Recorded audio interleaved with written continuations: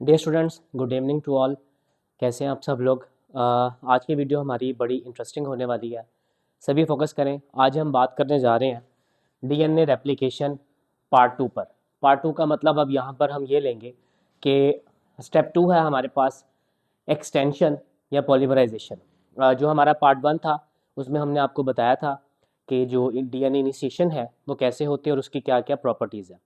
So let's talk about without wasting the time that what is DNA polymerization और इसका phenomena क्या है। So look upon here. हमारे पास अब तक रेप्लिकेशन फॉर्क बन चुका था, ये कंप्लीट रेप्लिकेशन फॉर्क जहाँ पर डीएनए हेलिकेज मौजूद है और यहाँ से हमारे पास दो तरह के स्ट्रैंड्स भी बने थे। हम उन्हें एक बार फिर से डिस्कस करने जा रहे हैं आज। Well let's take a start. आज हमने मेनली जिसकी एक्टिविटी को डिस्कस करना है वो है DNA polymerase 3 enzyme. DNA polymerase 3 enzyme एक मल्टी सब यूनिट एंजाइम है। इसके काफ़ी सारे यूनिट्स हैं, अल्फा है, बीटा है, टॉर्क है, एप्सिलॉन है, लेकिन वो हमारे सिलेबस का पार्ट नहीं है। ये डायमर है, गौर से देखिएगा। ये दो आइडेंटिकल यूनिट्स पर कंसिस्ट करते हैं, this one and this one, और both dimers are attach to each other. हम नॉर्मली स्टूडेंट्स को ये बताते हैं कि ये जो दो यूनिट्स हैं जो दोनों डिफरेंट टेम्पलेट्स पर काम कर रहे हैं, ये दोनों एक पॉलीपेप्टाइड के थ्रू कनेक्टेड है। Just for the time being हम इसी नॉलेज के साथ आगे बढ़ते हैं। हमने बता दिया कि बोथ यूनिट्स एक दूसरे के साथ अटैच हैं और ये पॉलीमराइजेशन करवाएगा। डीएनए पॉलीमरेज 3 मींस कि ये नए नए न्यूक्लियोटाइड्स ऐड करवाएगा। And how is the phenomena? Look upon here. मिसाल के तौर पर यहाँ पर अगर एडेनिन थी तो इसने यहाँ पर कॉम्प्लीमेंट्री थायामीन ऐड करवा दी, हो गया। अगर यहाँ पर गवानिन थी तो इसने यहाँ पर साइटोसिन ऐड करवा दी। अब एक बात ध्यान में रखिएगा, ये न्यू न्यूक्लियोटाइड्स ऐड करवाएगा जो टेम्पलेट स्ट्रैंड के कॉम्प्लीमेंट्री होंगे। बिसाइड्स पॉलीमरेज 3 कौन कौन से बॉन्ड्स बनाने में इन्वॉल्व है? This is the most important point कि जो पॉलीमरेज 3 एंजाइम है वो कौन कौन से बॉन्ड्स बनाता है। ये बात एमसीक्यू में भी पूछी जाती है, ध्यान से देखिएगा। जब पॉलीमरेज 3 एंजाइम नए कॉम्प्लीमेंट्री न्यूक्लियोटाइड ऐड करता है तो ये 2 टाइप्स के बॉन्ड्स बनाएगा। फर्स्ट टाइप है हाइड्रोजन बॉन्ड की। हाइड्रोजन बॉन्ड इन कॉम्प्लीमेंट्री बेसिस के दरमियान में बनेगा, यानी कि यहां से गवानिन और साइटोसिन के दरमियान में जो बॉन्ड बनेगा वो हाइड्रोजन बॉन्ड होगा। इसी तरह एडेनिन और थायामीन के दरमियान में जो बॉन्ड होगा वो हाइड्रोजन बॉन्ड होगा। बट सेकेंड टाइप कौन सी है? Second type of bond is the phosphodiester bond. How? एक बार फिर गौर कीजिए। अब ये जो दो न्यूक्लियोटाइड्स हैं ये एक दूसरे के साथ इस बॉन्ड के थ्रू अटैच होंगे, तो हो गया ना फिर हमारे पास 2 टाइप्स ऑफ बॉन्ड्स। इसी तरह हमने कहा कि ये एक अच्छा एंजाइम है, बहुत ज्यादा पोसेसिव है, बट बिसाइड्स इसके बावजूद it can not initiate the process. ये प्रोसेस को स्टार्ट नहीं कर सकता। ये बात हमने अपनी लास्ट वाली वीडियो पर भी की थी कि ये प्रोसेस को स्टार्ट नहीं करता। डीएनए पॉलीमरेज 3 को हमेशा रिक्वायर होता है एक हाइड्रोक्सिल ग्रुप, जो कहां से आता है? जो प्राइमर्स के, ये प्राइमर है, प्राइमर के 3 एंड के साथ अटैच होगा। आप सभी जानते हैं कि न्यूक्लियोटाइड्स के जो थर्ड कार्बन वाला जो एंड होता है वहां पर हमेशा हाइड्रोक्सिल ग्रुप अटैच होता है। तो ऐसा ही हुआ कि यहां पर इसके थर्ड एंड पर एक हाइड्रोक्सिल ग्रुप मौजूद था। अब डीएनए पॉलीमरेज 3 रेडी है कि वो अपनी एक्टिविटी को स्टार्ट करे, और उसने ऐसा ही किया। when the DNA polymerase 3 finds the hydroxyl group, then it starts to add the new nucleotides. Okay, ये बात ऑलरेडी आपको समझ में आ जानी चाहिए कि जो डीएनए पॉलीमरेज 3 है ये दोनों टेम्पलेट्स पर काम करता है। इस वाले टेम्पलेट स्टैंड पर भी काम कर रहा है और इस वाले टेम्पलेट स्टैंड पर भी काम कर रहा है। अब मोस्ट इंपॉर्टेंट पॉइंट, ये हमेशा जो नए न्यूक्लियोटाइड ऐड करवाता है वो 5 to 3 डायरेक्शन में करवाता है। ये बहुत ज्यादा इंटरेस्टिंग पॉइंट है। जो नया स्टैंड बनेगा जो डीएनए पॉलीमरेज 3 की मदद से बनेगा, वो चाहे ये वाला स्टैंड है या ये वाला स्टैंड है, इन दोनों की जो डायरेक्शन होगी वो 5 to 3 प्राइम एंड होगी। तो याद रहे कि जो डीएनए पॉलीमरेज 3 है वो अपनी एक्टिविटी को हमेशा 5 to 3 डायरेक्शन में ही प्रोसीड करता है। बट मीनवाइल यहां पर एक वर्ड मेंशन किया गया है 3 to 5। What do you mean by this? So listen, 3 to 5 means ये प्रूफ रीडिंग भी साथ साथ करता है और इन्वॉल्व है एक्सोन्यूक्लियेज एक्टिविटी में। ये दो इंटरेस्टिंग पॉइंट है जो बुक्स में ज्यादा डिटेल में एक्सप्लेन नहीं किए जाते। जैसे कि मैं आपको बता चुका हूं स्टूडेंट्स कि जो डीएनए पॉलीमरेज 3 है ये मल्टी सब यूनिट एंजाइम है, इसके एक से ज्यादा यूनिट है। इन्हीं यूनिट में से एक यूनिट ऐसा होता है जो साथ साथ प्रूफ रीड करता जाता है। प्रूफ रीड का मतलब ये है कि अगर यहां पर कोई बेस थी साइटोसिन, उसके कॉम्प्लीमेंट्री गवानीन आनी चाहिए थी, लेकिन मिस्टेकनली एडिनिन आकर लग गई तो ये गलत बेस ऐड हो गई। अब ये इसके कॉम्प्लीमेंट्री नहीं है। डीएनए पॉलीमरेज 3 मल्टी यूनिट्स में से एक यूनिट आएगा और वो इस एडिनिन को यहां से हटा देगा और इसके कॉम्प्लीमेंट्री करेक्ट बेस यानी कि गवानीन को लाकर अटैच करवा देगा। अब ये तो हो गया प्रूफ रीडिंग, बट यहां पर 3 to 5 डायरेक्शन का क्या मतलब है? जैसा कि मैंने बताया कि यहां पर एडेनिन गलती से ऐड हो गई थी। अब इन्हीं यूनिट में से डीएनए पॉलीमरेज 3 में एक यूनिट आएगा और वो इसके 3 एंड से, कॉमन सेंस की बात है, ये इस न्यूक्लियोटाइड का 3 एंड होगा। वो जो डीएनए पॉलीमरेज 3 का यूनिट है वो इस न्यूक्लियोटाइड को 3 एंड से रिमूव करेगा। इसलिए हम इस एक्टिविटी को दो पॉइंट्स पर एक्सप्लेन करते हैं। एक तो इसने प्रूफ रीडिंग की है, प्लस इसने 3 to 5 डायरेक्शन में काम किया, यानी कि वो जो रॉन्ग बेस थी इसने उसे उसके 3 एंड से रिमूव किया। इसलिए ये एक्टिविटी एक्सोन्यूक्लियस एक्टिविटी कहलाती है। एक्सोन्यूक्लियस का मतलब ये भी है कि उसने एक सिंगल एंड से आकर वहां पर मौजूद रॉन्ग एडेनिन को रिप्लेस करवाया और उसकी जगह पर करेक्ट अलाइनमेंट करवा दी जो कि साइटोसिन के कॉम्प्लीमेंट्री थी। होप सो यहां तक आपको मेरी बात समझ में आ गई होगी। So students, we were talking about कि किस तरह से डीएनए पॉलीमरेज 3 ने अपनी एक्टिविटी को प्रोसीड किया। एक्टिविटी प्रोसीड होती है और डीएनए पॉलीमरेज 3 अपना काम करता जाता है। फाइनली न्यूक्लियोटाइड ऐड करते करते वो यहां तक पहुंच गया डीएनए पॉलीमरेज 3, और यहां पर एप्लीकेशन एक बहुत ही अच्छे वे में होगी। इसी तरह नीचे भी होती है। That was the primer 3 and hydroxyl group, और उसने यहां पर भी कॉम्प्लीमेंट्री न्यूक्लियोटाइड्स ऐड करवाए और यहां पर पहुंच गया। मीनवाइल हम पार्ट 1 वाली वीडियो में आपको बता चुके हैं कि what is the role of single stranded binding protein और ये किस तरह से काम करता है। आज एक नई बात ये भी है, इन्हीं यूनिट में से एक और यूनिट है, इस यूनिट को हम स्लाइडिंग क्लैंप का नाम देते हैं। ये क्या करता है? ये ओवरऑल इस डीएनए पॉलीमरेज 3 को यहाँ पर टेम्पलेट पर लोड करवाता है। टेम्पलेट का मतलब आप लोगों को क्लियर होना चाहिए। टेम्पलेट का मतलब है वो स्ट्रैंड जिनके ऊपर रेप्लिकेशन की जा रही है, यानी कि ये जो ब्लू स्ट्रैंड है ये भी टेम्पलेट है, नीचे ये जो ब्लू स्ट्रैंड है ये भी टेम्पलेट है, और ये आपके पास न्यूली सिंथेसाइज्ड स्ट्रैंड है, ये ग्रीन वाला और ये नीचे वाला।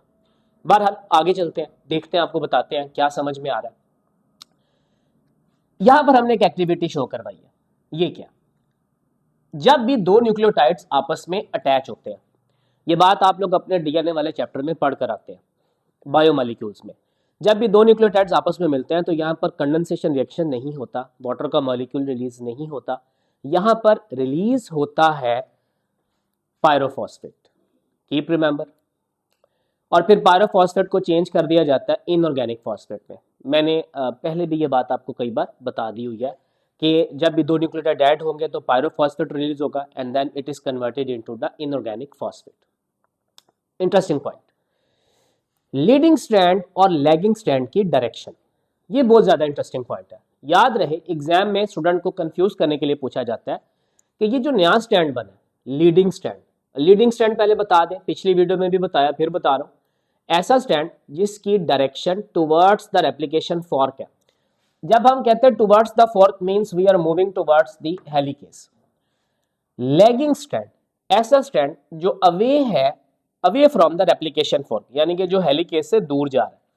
तो leading stand, this one is the lagging stand. Common sense की बात यह है कि दोनों की डायरेक्शन सेम होगी, यानी कि ये भी जो नया स्टैंड बना है इसकी डायरेक्शन भी 5 to 3 एंड ही है और लैगिंग स्ट्रैंड की डायरेक्शन भी 5 2 3 एंड ही है। लेकिन एक ऐसी इंटरनेशनल बुक भी है जहां पर उसने इसे 3 to 5 कंसिडर किया। हाउ? अब ये बहुत ज्यादा इंटरेस्टिंग पॉइंट है और बहुत ही कम एक्सप्लेन किया गया है लोकल बुक्स में, ध्यान से समझिएगा। जब हम सिर्फ इस रेप्लिकेशन फॉर्क को देखते हैं तो हम कहते हैं कि भाई ऊपर वाला जो स्ट्रैंड है वो 5 to 3 डायरेक्शन में जाता हुआ नजर आ रहा है और ये वाला जो स्ट्रैंड है ये 3 to 5 डायरेक्शन में नजर आ रहा है। ऐसी बात नहीं है, अगर आप इसे यहां से देखेंगे तो 5 to 3 डायरेक्शन ही है। अब दोबारा समझे, लेकिन अगर मैं इसे इस डायरेक्शन से देखूंगा कि टुवर्ड्स द रेप्लिकेशन फोर्क मेरी डायरेक्शन क्या बन रही है, तो फिर 3 to 5 बनेगी। तो सिर्फ ये बात टेम्परेरीली की जाती है, फॉर द टाइम बिंग की जाती है कि अगर आप रेप्लिकेशन फॉर्क को सिर्फ माइंड में रखकर देखें तो ऊपर वाले स्ट्रैंड की जो डायरेक्शन है, जो नया बना है, वो 5 to 3 डायरेक्शन है और जो नीचे वाला स्ट्रैंड है अगर हम इसी डायरेक्शन में देखें तो वो 3 to 5 प्राइम में बना है। बट जब आप ये बात करते हैं कि लीडिंग स्ट्रैंड जो बना है, नया बना है, उसकी डायरेक्शन क्या है, तो वो भी 5 to 3 प्राइम है और लैगिंग स्ट्रैंड अगर आप यहां से देखेंगे तो कॉमन सेंस की बात है वो भी 5 to 3 है। मैं अपनी बात को समराइज करता हूं, ज्यादा कंफ्यूजन क्रिएट नहीं कर रहा हूं। फिर से देख लें कि अगर आप लीडिंग स्ट्रैंड को देखेंगे टुवर्ड्स द रेप्लिकेशन फॉर्क तो 5 to 3, लैगिंग स्ट्रैंड को देखेंगे away from the replication fork तो 5 to 3। बट अगर आप सेम डायरेक्शन में दोनों को डिस्कस करेंगे तो फिर जो लीडिंग स्ट्रैंड है वो 5 to 3 डायरेक्शन है और अगर इसी डायरेक्शन में जाना है और अगर फिर देखना लैगिंग स्ट्रैंड तो फिर वो 3 to 5 होगा। तो कुछ बुक्स में रेयरली इसकी डायरेक्शन को 3 to 5 भी एक्सप्लेन किया गया, लेकिन पाकिस्तानी बेस जो हमारे एमसीक्यूज आते हैं एंटी टेस्ट कंपेटिटिव एग्जाम्स में, उनमें ये वाला कॉन्सेप्ट रेयर है। So you will just keep focus on this point. Well, आगे चलते हैं। ऑलरेडी हम ये बात आपको बता चुके हैं कि जो डायरेक्शन है डीएनए पॉलीमरेज 3 की वो हमेशा हमेशा 5 to 3 डायरेक्शन में ही काम करता है। अब जो मैं पॉइंट बताने जा रहा हूं वो इस आज की वीडियो का सबसे क्रिटिकल पॉइंट है, ध्यान से समझिएगा। डीएनए हेलिकेज अपना काम करता जाता है और ये स्ट्रैंड दोनों एक दूसरे से अलग होते जाते हैं और रेप्लिकेशन फॉर्क मजीद एक्सटेंड होता जाता है। अब आपने इस बात को समझना है, मैंने ये डायरेक्शन इसलिए शो करवाई है, आप ये चीज समझेंगे कि यहां से इस पार्ट से फर्दर रेप्लिकेशन फॉर्क बनता जा रहा है, वो खुलता जा रहा है। यहां से तो ऊपर वाला जो स्टैंड था जिसे हमने लीडिंग स्टैंड कहा, जिसकी direction towards the DNA helicase है, वो तो बड़े आराम से चल रहा है कि पहले डीएनए पॉलीमरेज 3 यहां पर पहुंचा, काम करता करता फिर वो फाइनली यहां पर पहुंच गया। अब जो मैं पॉइंट बताने जा रहा हूं वो सबसे ज्यादा क्रिटिकल है, ध्यान से समझिएगा। ये वाला जो प्राइमर है, आपने उसे ये कंसिडर करना है जहां पर मैंने टिक मार्क कर दिया, यानी कि मैंने उसे थोड़ा सा छोटा कर दिया, जूम इन कर दिया। अब क्या हुआ हमने उसे छोटा करके देखा, ये वाला प्राइमर है, यहां पर भी न्यूक्लियोटाइड्स ऐड हो चुके हैं, पॉलीमरेज 3 यहां पर पहुंच चुका है। अब क्या होता है, एक यूनिट यहां पर है, एक यूनिट यहां पर है, ये तो काम करता जाता है। क्यों? क्योंकि फॉर्क बनता जाएगा, वो अपना काम करता जाएगा। But this unit it will not move further away from the replication fork, ये आगे नहीं जाएगा क्योंकि आगे कोई प्राइमर ही नहीं है, आगे कुछ है ही नहीं है, ये किसी के साथ न्यूक्लियोटाइड्स, किसी के कॉम्प्लीमेंट्री न्यूक्लियोटाइड ऐड ही नहीं करवा सकता। That's why it has to jump back, ये वापिस आएगा, इसको जंप करके वापिस आना पड़ेगा। बट वेयर, अब यहां पर है इंटरेस्टिंग पॉइंट, जब फॉर्क फर्दर बना, डीएनए स्ट्रैंड एक दूसरे से अलग हुए, डीएनए खुलता गया, तो साथ ही साथ प्राइमर भी अटैच होते गए। तो ये जो पॉलीमरेज 3 था, yes it was jumped back, वापिस तो आया, बट कहां पर? जहां पर उसे नजर आएगा प्राइमर, द नेक्स्ट प्राइमर। तो ठीक है, ये प्राइमर है, ये प्राइमर का 3 एंड है और 3 एंड पर ऑलरेडी आपको कई बार बता चुके हैं OH मौजूद है, तो ये यहां पर भी नए न्यूक्लियोटाइड ऐड करवाएगा। अब ये पॉलीमरेज 3 यहां पर आकर फिर से स्टॉप हो जाएगा और आगे मूव नहीं करेगा क्योंकि आगे ऑलरेडी प्राइमर है, आगे नहीं जाएगा। Once again it has to jump back, ये फिर से वापस आएगा, फिर से प्राइमर को फाउंड करेगा, प्राइमर के 3 एंड पर इसे हाइड्रोक्सिल ग्रुप नजर आएगा, नए न्यूक्लियोटाइड ऐड करवाएगा और यहां पर आकर फिर से काम को रोक देगा। दिस इज द पॉइंट, यानी कि रेप्लिकेशन हो तो रही है, ऊपर बड़ी स्मूथ हुई है, लेकिन यहां पर हमें स्मूथनेस नजर नहीं आ रही। लुक अपॉन हियर, नीचे कुछ रेप्लिकेशन इस तरह की हुई है, जबकि ऊपर जो हम रेप्लिकेशन दिखा रहे हैं वो कुछ इस टाइप की है। लिहाजा जो लीडिंग स्ट्रैंड था that was called continuous strand, क्योंकि वो बड़ा स्मूथली आगे जाता रहा। बट जो लैगिंग स्ट्रैंड था वो लैगिंग स्ट्रैंड एक नहीं काफी सारे बन गए, लिहाजा वहां पर स्मूथनेस नहीं है। जो लैगिंग स्ट्रैंड्स वाली रेप्लिकेशन है इसे फिर हम डिसकंटिन्यूअस रेप्लिकेशन का नाम देते हैं। तो ये बात एमसीक्यू में भी पूछी जाती है कि continuous replication relates to the leading strand and discontinuous replication relates to the lagging strands. जो नए स्ट्रैंड्स बन रहे होते हैं उन्हें हम नाम देते हैं लीडिंग या लैगिंग का।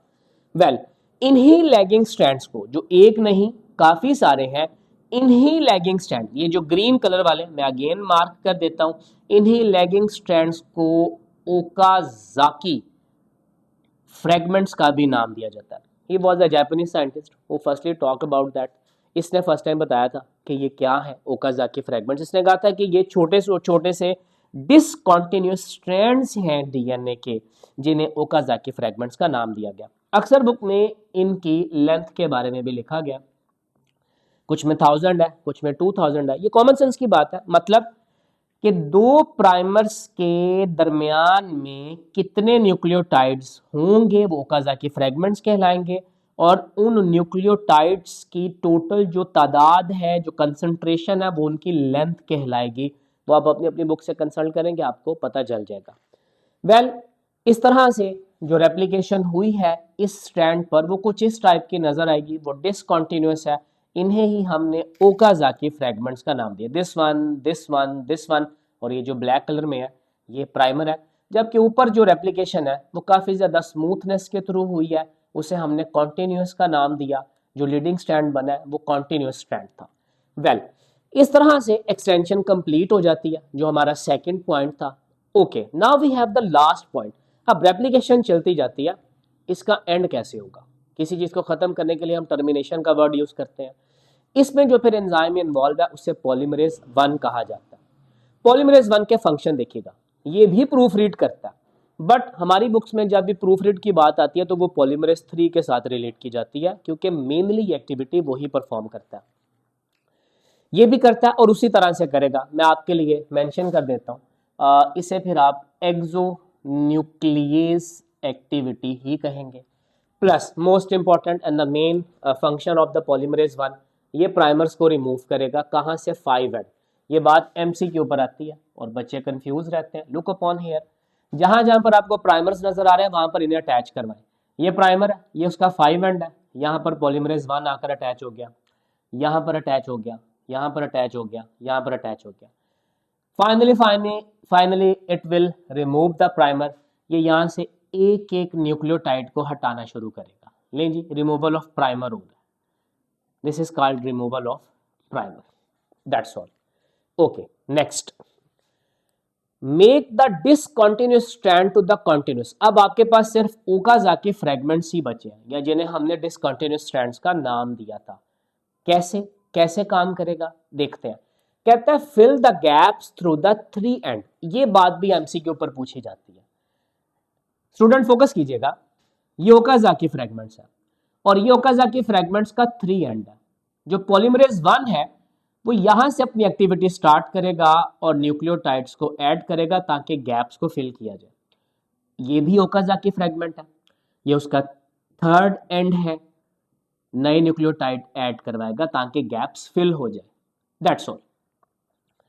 तो आपको 5 एंड की समझ आ गई कि प्राइमर्स को रिमूव करता है 5 एंड से और गैप्स को फिल करता है 3 एंड से। किन के 3 एंड से? ओकाजाकी फ्रैगमेंट्स के। But there is an important point, final जो फिलिंग है गैप की वो पॉलीमरेज 1 नहीं करता बल्कि एक और एंजाइम करता है। उस एंजाइम का नाम है डीएनए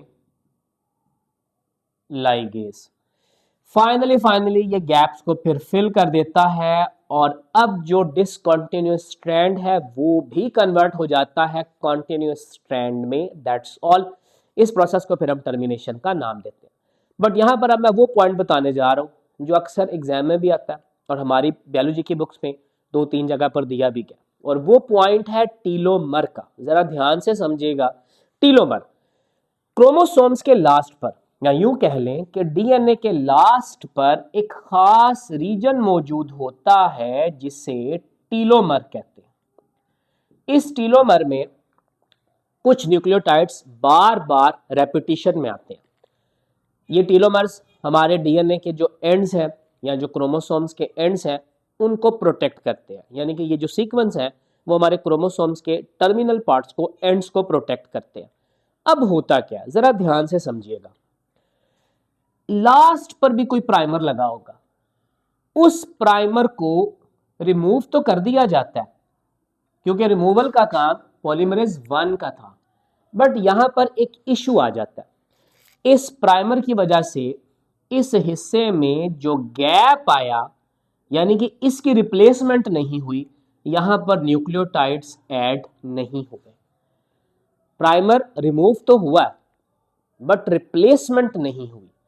उस रिप्लेसमेंट ना होने की वजह से वो जो टीलोमर्स है जो कि एंड पर मौजूद रिपीटेड सीक्वेंस थे वो आहिस्ता आहिस्ता अपनी लेंथ को शॉर्ट कर लेते हैं। तो होता ये है कि जब भी रेप्लिकेशन का एक मुकम्मल साइकिल कंप्लीट होगा तो क्रोमोसोम की लेंथ शॉर्ट हो जाएगी। आहिस्ता आहिस्ता जब क्रोमोसोम शॉर्ट हो जाता है या हमारा डीएनए शॉर्टनिंग ऑफ लेंथ में चला जाता है, तो फिर एक टाइम ऐसा आता है कि हमारा सेल फर्दर रेप्लिकेट नहीं करता, सेल डिवाइड भी नहीं करता, क्योंकि मैं अपनी पार्ट 1 वाली वीडियो में बता चुका हूँ कि सेल सिर्फ तभी रेप्लिकेट करता है, डीएनए सिर्फ तभी रेप्लिकेट करता है जब सेल डिवाइड करता है। ये दोनों प्रोसेस पैरेलल चलते हैं। अब ना तो सेल डिवाइड करेगा और ना ही उस सेल में मौजूद जो डीएनए है वो खुद को रेप्लिकेट करेगा। इसलिए आपकी बुक में एक जगह पर यह बात मेंशन की गई है स्टूडेंट कि टीलोमर का छोटा हो जाना भी हमारी एजिंग इफेक्ट्स को शो करता है।